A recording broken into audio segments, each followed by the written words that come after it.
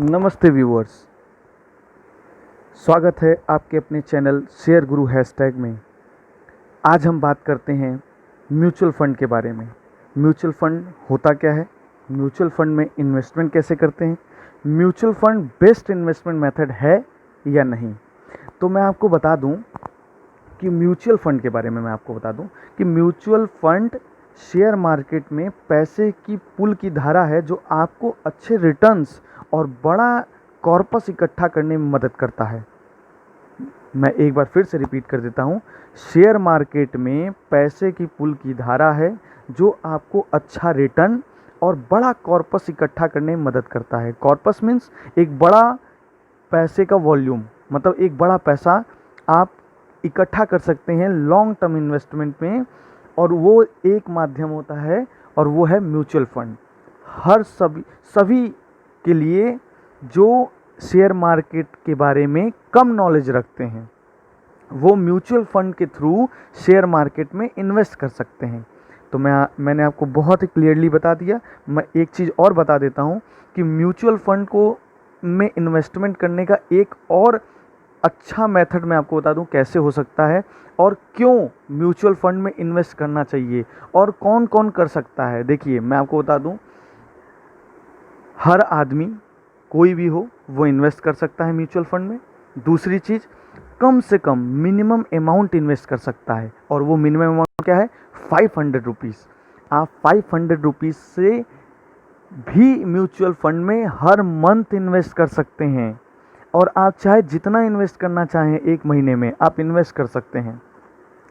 तो मैं आपको बता देता हूं कि म्यूचुअल फंड में आप 500 रुपीज़ से मिनिमम इन्वेस्टमेंट कर सकते हैं, ठीक है। और ये म्यूचुअल फंड इन्वेस्ट कहाँ करता है, ये स्टॉक्स में इन्वेस्ट करता है, ये बॉन्ड्स में इन्वेस्ट करता है, ये अदर सिक्योरिटीज़ में इन्वेस्ट करता है, ठीक है। तो बॉन्ड्स, स्टॉक्स और सिक्योरिटीज़ में इन्वेस्ट करता है, ठीक है। तो इसमें भी कई कैटेगरी होती हैं, इक्विटी होती है, बैलेंस फंड होते हैं, सिक्योरिटीज़ होती हैं। तो मैं वो सब चीज़ें मैं आपको बताऊंगा, लेकिन इस वीडियो में मैं बस इतना बता देता हूं कि स्टॉक्स और बॉन्ड्स और सिक्योरिटीज़ में म्यूचुअल फंड इन्वेस्ट करता है, ठीक है। अब रही बात इसकी, अब मैं आगे आपको बताता हूँ कि कैसे आप इन्वेस्ट कर सकते हैं और किस तरीके से ये इन्वेस्टमेंट आपको फ़ायदा देगा। तो मैं आपको बता दूँ कि मान लीजिए आप मान लेते हैं कि म्यूचुअल फंड में आपको इन्वेस्ट करना है। आप मिनिमम से मिनिमम 500 रुपीज़ या 1000 रुपीज़ या 1500 या 200 या आप 400 500 जितना आप इन्वेस्ट करना चाहते हैं उतना इन्वेस्ट करिए।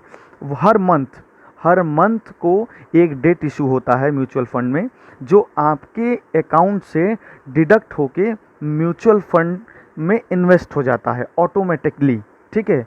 वो विड्रॉल हो जाता है आपके अकाउंट से और सीधे म्यूचुअल फंड में इन्वेस्ट हो जाता है। दूसरी चीज़ मैं आपको बता दूं कि म्यूचुअल फंड में जब आप लॉन्ग टर्म इन्वेस्ट करें, मैं तो यही प्रीफर करूंगा कि जब भी आप म्यूचुअल फंड में आइए आप लॉन्ग टर्म के लिए इन्वेस्टमेंट करिए। शॉर्ट टर्म के लिए कभी मत इन्वेस्ट करिए। उसमें इन्वेस्ट कर सकते हैं लेकिन आपको वो बेनिफिट नहीं मिलेगा जो बेनिफिट आपको लॉन्ग टर्म में होगा, क्योंकि म्यूचुअल फंड क्या होता है कि वो आपको रिटर्न पे रिटर्न कमा के देता है, ठीक है। रिटर्न पे रिटर्न मिलता है, उसको बोलते हैं कंपाउंडिंग इंटरेस्ट। आपको म्यूचुअल फंड में कंपाउंडिंग इंटरेस्ट मिलता है, बेनिफिट मिलता है आपको। तो आप एक लॉन्ग टर्म के लिए जब इन्वेस्ट करेंगे तो जो कंपाउंडिंग इंटरेस्ट है वो इंटरेस्ट पे इंटरेस्ट बढ़ते हुए वो लॉन्ग टर्म में एक बड़ा कैपिटल तैयार हो जाता है, आपके एक बड़ा कॉर्पस इकट्ठा हो जाता है, ठीक है। तो मैं आपको बता दूं कि म्यूचुअल फंड में आप हर किसी को इन्वेस्ट करना चाहिए। और म्यूचुअल फंड्स में कुछ फंड्स होते हैं, जैसे आदित्य बिरला का म्यूचुअल फंड है, रिलायंस का म्यूचुअल फंड है, एसबीआई का म्यूचुअल फंड है, ठीक है। इसी तरीके से तमाम यूनियन बैंक के हैं और भी ढेर सारे कैटेगरीज के फंड हैं, ठीक है। उसमें इक्विटी कुछ फंड्स आते हैं, कुछ बैलेंस फंड आते हैं, कुछ डेट फंड्स आते हैं। तो वो क्या होता है कि वो मैं अगले वीडियो में आपको डिस्क्राइब करूंगा कि ये सब होते क्या हैं। मान लीजिए आपने एक लॉन्ग टर्म के लिए इन्वेस्टमेंट गोल अपना रखा और आपने इक्विटी के किसी म्यूचुअल फंड में इन्वेस्ट करने का सोचा है, तो ठीक है, आपने अच्छा सोचा है। मैं आपको बता दूं दूसरी चीज़ कि मैं आपको ये बता देता हूं कि इन्वेस्टमेंट कैसे होती है। मान लीजिए एक म्यूचुअल फंड है, मैं एग्जांपल ले लेता हूं एसबीआई मल्टी कैप फंड का, ठीक है। एसबीआई मल्टी कैप फंड का मैंने एक एग्जांपल लेता हूँ। इसमें क्या होता है, एसबीआई मल्टी कैप फंड में एक कैटेगरी बनी होती है। क्या होता है कि हम लोग, हर कोई स्टॉक मार्केट के बारे में नॉलेज नहीं रख सकता, या हो सकता है कि रख सकता है लेकिन उसके पास टाइम ना हो। तो इस केस में आप म्यूचुअल फंड के थ्रू जाके स्टॉक में इन्वेस्ट कर सकते हैं। आपने अपना रिस्क कम से कम कर दिया क्योंकि आपने म्यूचुअल फंड के थ्रू इन्वेस्ट किया है। तो म्यूचुअल फंड में क्या होता है कि जो फंड होता है उसका एक मैनेजर होता है, उसको बोलते हैं फंड मैनेजर, ठीक है, या म्यूचुअल फंड मैनेजर होता है। तो म्यूचुअल फंड मैनेजर क्या करता है, आपके दिए हुए पैसे को छोटे छोटे भागों में इन्वेस्ट करता है। तो छोटे छोटे भागों में किस तरीके से इन्वेस्ट करता है मैं आपको बता दूं। जैसे मैंने एग्जांपल दिया SBI mutual multi cap fund, तो एसबीआई मल्टी कैप फंड में भी कई कैटेगरीज होती हैं। जैसे होता है कि एसबीआई मल्टी कैप फंड में 10% जो है वो आईटीसी में इन्वेस्ट होगा, 10% जो है वो बैंक में इन्वेस्ट होगा, 10% जो है वो इंफ्रास्ट्रक्चर्स में इन्वेस्ट होगा, 10% जो है वो किसी डेड में जैसे सिक्योरिटीज़, बॉन्ड्स और ये सब चीज़ों में इन्वेस्ट होगा। तो इसी तरीके से पूरा 100% का कैटेगराइज्ड कैटेगरी बांट दी गई रहती है। एक म्यूचुअल फंड में, एक फंड में ऐसे ही कैटेगरी बटी हुई होती हैं, ठीक है। तो उस कैटेगरी में आप जब किसी एक म्यूचुअल फंड में इन्वेस्ट करते हैं, मतलब आप कई कंपनियों में इन्वेस्ट कर रहे हैं, लेकिन वो भाग थोड़ा थोड़ा होता है, थोड़ा थोड़ा, किसी में 5%, किसी में 10%, किसी में 15%। तो ये कौन करता है, ये आपका जो है फंड मैनेजर करता है। तो वो क्या करता है, कई अच्छे कंपनियों को उस, जैसे एसबीआई मल्टी कैप फंड है तो उसमें एक अच्छे अच्छे कंपनियों को वो थोड़े थोड़े भागों में इन्वेस्ट करने के लिए डिसाइड कर लेता है। फिर आप जैसे हमारे जैसे लोग थोड़ा थोड़ा पैसा अपना हर मंथ इकट्ठा करके म्यूचुअल फंड में इन्वेस्ट करते हैं, ठीक है। तो जैसे 500 रुपीज़ से मिनिमम करके, और आप मैक्सिमम चाहे जितना आप एक मंथ में इन्वेस्ट कर सकते हैं, और हर मंथ आपके अकाउंट से वो डायरेक्टली डिडक्ट हो जाता है और सीधे म्यूचुअल फंड में जाके इन्वेस्ट हो जाता है, ठीक है। आप मेरी बातों से थोड़ा बहुत अंदाज़ा लगा सकते होंगे, और अगर आपको ना चीज़ें समझ में आए तो आप फिर से मेरी वीडियो रिपीट करके समझिएगा, आपको थोड़ी सी चीज़ें और क्लियर हो जाएंगी। तो क्या होता है, मैं आगे बढ़ता हूँ। तो चीज़ें ये हैं, और अगर आपको कुछ चीज़ें नहीं समझ में आ रही हैं तो आप मेरे कमेंट बॉक्स में आप कमेंट करके चीज़ों को पूछ सकते हैं, वो आपको फ्री ऑफ कॉस्ट है, उस पर कोई चार्जेस नहीं है। तो आप मुझसे बेशक पूछिए कि म्यूचुअल फंड में आप इन्वेस्ट कैसे कर सकते हैं, ठीक है। तो मैंने म्यूचुअल फंड तो आपको मैंने ब्रॉडली बता दिया। अब मैं दूसरा टॉपिक बताता हूँ, म्यूचुअल फंड में इन्वेस्टमेंट कैसे करते हैं। तो मैंने आपको बता दिया कि 500 से लेके मैक्सिमम अमाउंट आप किसी भी म्यूचुअल फंड, किसी भी फंड में आप अपने अकाउंट में रख के उसको हर मंथ में इन्वेस्टमेंट कर सकते हैं। हर मंथ के किसी एक डेट पे आपके अकाउंट से डिडक्ट होके म्यूचुअल फंड बाई हो जाता है।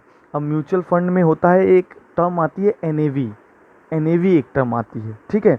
तो एनएवी क्या होता है, जैसे कि आपने 500 रुपया इन्वेस्ट किया, ठीक है, 500 रुपया इन्वेस्ट किया, एक स्टॉक का दाम था, मतलब एक उस फंड का दाम था 100 रुपये। तो 100 रुपये divided by 500 rupees equals to कितना हुआ, इक्वल्स टू कितना हुआ 5। तो 5 यूनिट आपको अलॉट हो जाएगा, तो 5 यूनिट आपको अलॉट हो जाएगा, ठीक है। तो 5 यूनिट आपको मिल गया। फिर क्या हुआ कि ऐसे ऐसे प्रोसेस चलता रहता है, आपको यूनिट्स मिलते रहते हैं। इस बारे में मैं आपको ब्रीफली एक वीडियो बनाऊंगा कि यूनिट्स कैसे मिलते हैं, एनएवी कैसे मिलती है, मैं आपको अदर वीडियो में बता दूंगा। तो मैं आपको इन्वेस्टमेंट के बारे में मैंने बता दिया। अब मैं आपको बता देता हूं कि mutual fund best investment method है या नहीं। तो मैं आपको एक क्लियर बात बता देता हूं कि आप इन्वेस्टमेंट करिए, आप स्टॉक मार्केट में आइए, आप इन्वेस्ट करिए मार्केट में, लेकिन अगर आपको नॉलेज नहीं है तो प्लीज़ प्लीज़ प्लीज़ मैं ये रिक्वेस्ट करूँगा आपसे कि आप म्यूचुअल फंड के थ्रू ही होके जाइए। और आप जब भी म्यूचुअल फंड में आइए, मेरा एक रिक्वेस्ट है कि लॉन्ग टर्म के लिए आप आइए, minimum 5 years, 10 years and maximum 20, आप जितना जा सकते हैं, ठीक है। तो मैं आपको बता दूं, एक लॉन्ग टर्म में आपको एक बड़ा कॉर्पस किस माध्यम से, किस मेथड से आपको बनेगा वो है आपको कंपाउंडिंग इंटरेस्ट का पावर। ठीक है, कंपाउंडिंग इंटरेस्ट के पावर से मीन्स आपको एक मोटी मोटा मैं बता देता हूँ कि कंपाउंडिंग इंटरेस्ट क्या होता है। ब्याज जो कि आपको जैसे एक आपके पैसे पे आपको अगले महीने कुछ ब्याज मिला तो उस पे फिर अगले महीने उसके अगले महीने आपको अमाउंट आपका प्लस इंटरेस्ट दोनों मिला के फिर अगले महीने उस पे ब्याज मिलेगा। ठीक है, तो टोटल आपको मिला के कंपाउंडिंग इंटरेस्ट यही होता है, मतलब इंटरेस्ट पे इंटरेस्ट मिलता है। ठीक है, इसी को कंपाउंडिंग के फॉर्म में वो कंटिन्यू रहता है। तो इससे आपको म्यूचुअल फंड में बहुत बड़ा बेनिफिट मिलता है कि आप एक लॉन्ग टर्म में एक बड़ा कॉर्पस इकट्ठा कर सकते हैं। ये एक मेथड है, जो लोग स्टॉक मार्केट में नहीं जानते या उससे अवेयर नहीं है वो म्यूचुअल फंड के थ्रू जाएं। मैं जो भी चीज़ें हैं मैं आगे चल के मैं क्लियर कर दूंगा कि कैसे म्यूचुअल फंड्स में एनएवी मिलती है, कैसे म्यूचुअल फंड्स में अच्छे से इन्वेस्ट कर सकते हैं और कितना अमाउंट इन्वेस्ट कर सकते हैं हर महीने का कि एक बड़ा कॉर्पस इकट्ठा हो सके। सबसे बड़ा लोगों के सामने ये आता है कि मैं कितना इन्वेस्ट करूं कि एक बड़ा कॉर्पस इकट्ठा हो मेरे गोल के लिए। तो वो आपके गोल पे डिपेंड करता है, आपने कितना बड़ा गोल रखा हुआ है। मैं आपको कहता हूं कि आप अपनी सोच बढ़ा लीजिए, अपना गोल बड़ा कर लीजिए, आप अपना इन्वेस्टमेंट भी छोटा रखिए। मैं आपको बताऊंगा किस तरीके से आप इन्वेस्ट करके म्यूचुअल फंड में अच्छा पैसा कमा सकते हैं। आपको अपना गोल बड़ा रखना है, आपको अपने गोल का अमाउंट भी बड़ा रखना है, लेकिन आप अपने अमाउंट को मिनिमम से मिनिमम रखिए। मैं आपको बताऊंगा कि इस तरीके से इन्वेस्ट किया जाता है और कौन कौन से म्यूचुअल फंड्स ऐसे हैं जो आपको अच्छा कॉर्पस इकट्ठा करके दे सकते हैं लॉन्ग टर्म में। ठीक है, तो मैं आपको इस चीज़ों को अगले वीडियो में बताऊंगा कि अच्छे अच्छे म्यूचुअल फंड्स कौन कौन से हैं। जैसे मैं आपको अगर बता दूं, एक म्यूचुअल फंड में बता दूं, L&T multi cap fund, L&T multi cap fund. ठीक है, एक ऐसा फंड है जो आप इन्वेस्ट करेंगे लॉन्ग टर्म में कुछ अच्छा बेनिफिट हो सकता है। SBI मल्टी कैप फंड्स, ये सब ऐसे फंड्स हैं जो अच्छे अच्छे फंड्स हैं जिसमें आप इन्वेस्ट कर सकते हैं। आदित्य बिरला का भी अच्छा है फंड, अच्छा है। मैं आपको ऐसे ही कई एग्जांपल्स बताऊंगा, ऐसे फंड्स बताऊंगा जिसमें आप इन्वेस्ट करके लॉन्ग टर्म में एक छोटा अमाउंट इन्वेस्ट करके आप बड़ा कॉर्पस इकट्ठा कर सकते हैं। तो मैं अगले वीडियोस में आपसे मिलता हूं और इस वीडियो के लिए बहुत बहुत धन्यवाद। आप वॉच कर रहे हैं तो प्लीज़ मेरा आपसे रिक्वेस्ट है कि मेरे इस वीडियो पे एक लाइक, एक कमेंट और सब्सक्राइब करना ना भूलें इस चैनल को।